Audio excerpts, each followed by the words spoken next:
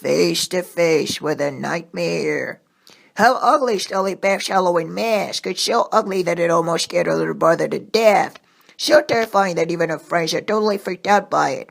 It's the best Halloween mask ever. It's everything Gully Beth hoped it would be. And more, maybe too much more, because Halloween is almost over, and Gully Beth is still wearing that special mask.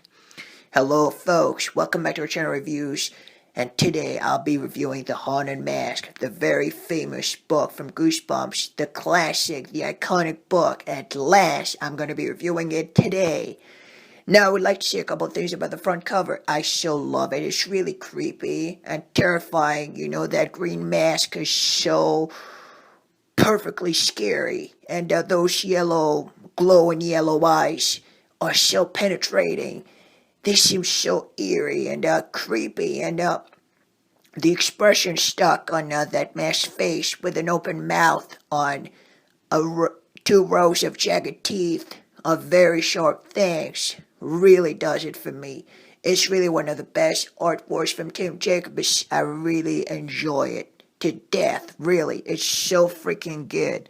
And the tagline reads, "If looks could kill."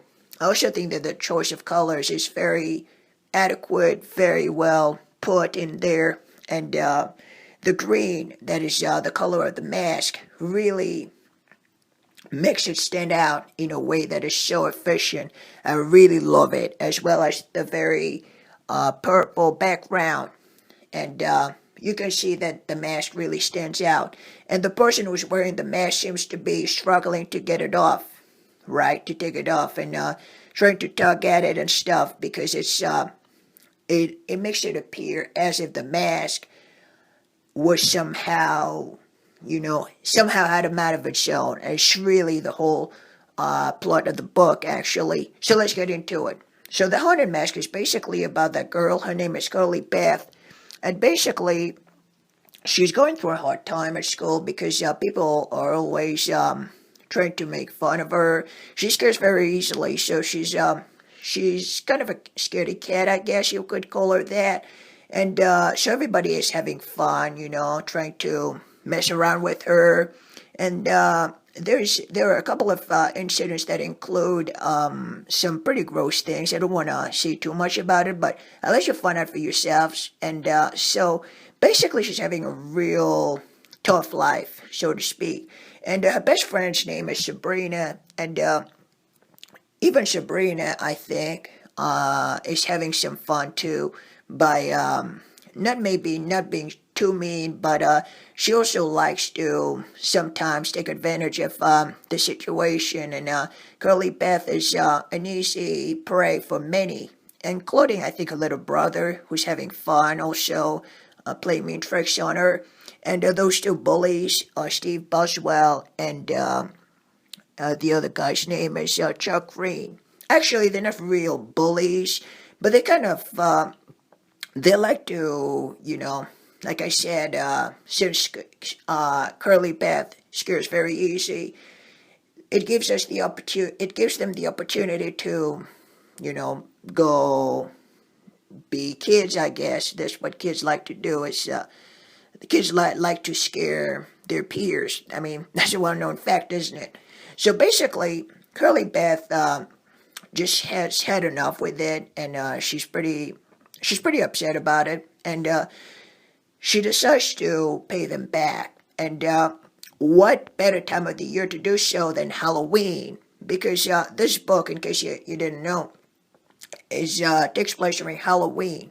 So basically, Curly Beth is gonna look for a way to scare them back, right? Like enough is enough. She had it with them, and now she's gonna do something about it because she's fed up, and she doesn't want to be the laughing stock anymore of at her school. She really wants to make a difference. So she's gonna go to that store, which is forgot the name of the store. Perhaps I can find it somewhere, but it's a store downtown, basically, and the owner is selling masks, and she finds a real creepy mask, right? Which is actually, pretty much like the one you have in the cover, like the one I would have expected would look like this way, in my opinion. So basically, she goes there and decides to buy it, and she puts it on, and I believe that she was supposed to be a dog for Halloween. I mean, that's kind of funny, isn't it? Like a dog for Halloween,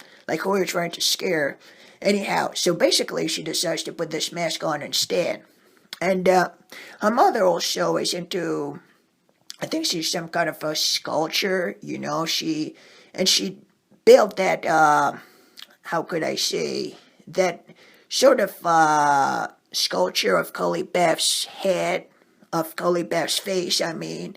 And so basically, this is one of the things about the book. So basically, Curly Beth is going to try to scare people involving that face, that human head. So basically, after that, Curly Beth puts the mask on, but there's something wrong with it because she can't actually take it off. When she puts it on, it becomes real hard to take it off. And basically, it seems like the mask itself is alive, because it's extremely warm, and it sounds like it's whenever she puts it on, the face itself is becomes merged to the mask, right?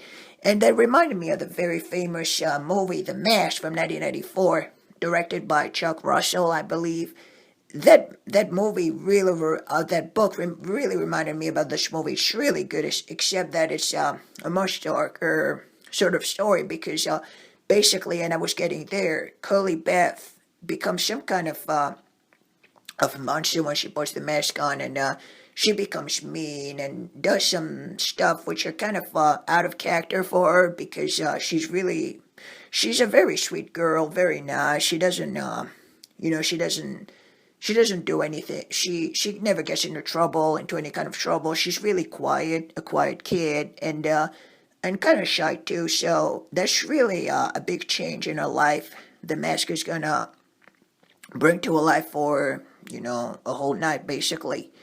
Now the twist was so good too. I think that this book was really good and extremely scary and terrifying. A great book to be read during the Halloween period, and preferably on Halloween night if you can, right? Halloween Eve, because if you read it at this time, I think you would feel much better immersed in the story, right? So I think that's a great time to be reading this book.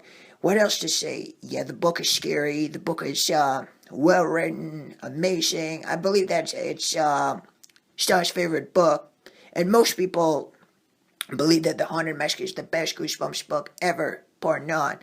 I honestly believe that this book was pretty good, although I may not. It may not be my favorite, kind of shy to say that is my favorite, but it's definitely a great book that I would definitely recommend and so good. And also, there's something that not a lot of people talk about, but the twist, like the discovery we make about the mass origins and how it became what it is actually kind of sad and very, yeah, very sad, very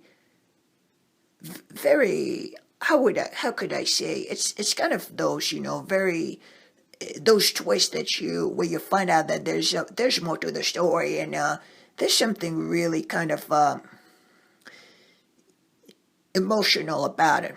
So I think that was pretty good too. And the last twist, like the final scene in the book itself, was actually kind of a cliffhanger and unfortunately wasn't actually resolved in the next book, the sequel, The Haunted Mask 2. Yes, this book got a sequel if you didn't know about it. It's number 36. But that book, I think, is much better than the sequel, and Curly Beth is a character who is very easy to relate to, and she's very sweet and nice, and what happened to her that night is actually quite sad, like I said, because she didn't mean any harm. She just wanted to basically stand her ground, I'd like to say, and show the world that like you shouldn't pick on somebody who may appear to be more like quieter, shyer, and nicer, calmer, quieter, And so that book offers a good moral lesson, I would say. So if I were to give it a rating, I think I'd give it 9 out of 10. With pretty good books, pretty solid, and that's pretty much it for that review. So what about you folks? Did you like The Haunted Mask? Did you hate it? Is it your favorite Goosebumps book? Is it your worst Goosebumps book? Please let me know in the comment section down below. I can't wait to hear what you have to say about it. In the meantime, folks, stay safe and see you in the next review. Bye-bye. Take care. This whole channel reviews for you signing off.